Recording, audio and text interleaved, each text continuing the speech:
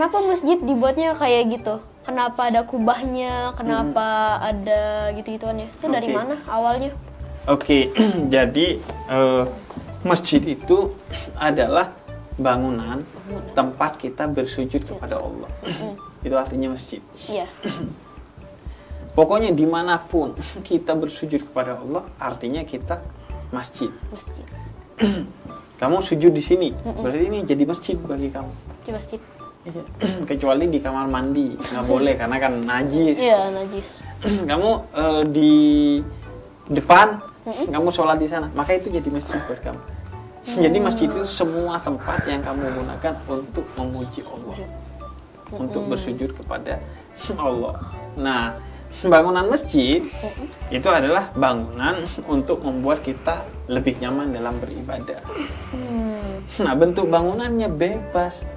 Yang penting masjid itu adalah tempat untuk kita bersujud, yang di sana tidak ada unsur-unsur kesyirikan, karena kita hanya bersujud kepada Allah, dan tempat itu diizinkan untuk digunakan bagi kita beribadah. Nggak boleh ditanyai orang lain karena masuknya kita mencuri. Nah, bangunannya seperti apa? Terserah. Nah, sesuai dari arsitektur tadi. Nah, arsitektur di luar sana dulu pakai kubah. Pakai kubah. Maka pakai kubah lah di Timur Tengah, pakai kubah. Nyampe ke Indonesia pakai kubah. Tapi kemudian ada banyak masjid di Indonesia yang sesuai dengan arsitektur Indonesia. Contohnya masjid di Kudus sana, pakai menara, kemudian bentuknya enggak kubah, tapi kayak segitiga gitu. Jadi itu tergantung budaya. Kalau kamu lihat masjid yang di Afrika, malah arsitekturnya khas Afrika, kayak tanah kubus gitu. Jadi itu sekali lagi tergantung pada arsitekturnya setiap negara masing-masing. Kenapa pakai kubah? Tahu nggak? Kenapa pakai kubah? Itu karena dulu nggak ada speaker. Oh, dulu nggak ada speaker. Nggak ada speaker. Jadi biar suaranya kedengeran sama semua orang masjid, jadi pakai arsitektur kubah. Sehingga kemudian suaranya itu mantul di dalam, kedengeran semua. Nggak kayak ruang ini dong. Ruang ini dibuat jadi kalau ini kan didesain ruang ini sebagai studio. Nah, ini kan arsitekturnya sesuai studio. Makanya ada peredamnya. Biar suaranya nggak gaung. Karena sudah ada audio nih di kita.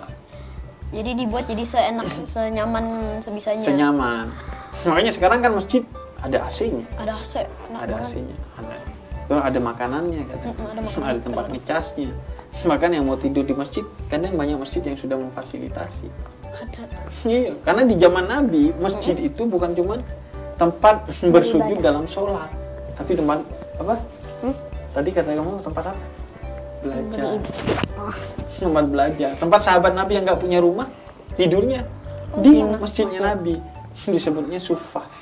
Tempat mereka istirahat. Tempat belajar, tempat apapun kebaikan itu dulu dilakukan di masjid. Sekarang juga kan banyak masjid yang ada pengajiannya. Ada, masih banyak. Masih banyak. Masjid yang aku dekat rumah, iya, suka ada ngaji-ngajian sebelum azan. Iya, ada yang suka sholawatan, ada yang suka belajar ini dan itu.